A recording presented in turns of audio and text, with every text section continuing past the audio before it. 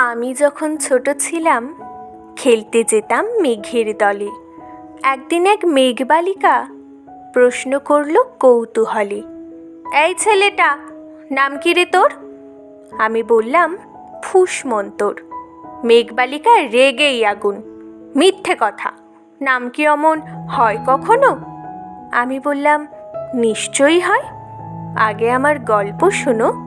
সে বলল, শুনবো না, যা, সেই তো রানী, সেই তো রাজা, সেই তো একই ঢাল তলোয়ার, সেই তো একই রাজার কুমার পক্ষীরাজে, শুনবো না, যা, ওসব বাজে। আমি বললাম, তোমার জন্যে নতুন করে লিখব তবে। সে বলল, সত্যি লিখবি? বেশ, তাহলে মস্ত করে লিখতে হবে, মনে থাকবে, লিখেই কিন্তু আমায় দিবি। আমি বললাম, তোমার জন্য লিখতে পারি এক পৃথিবী।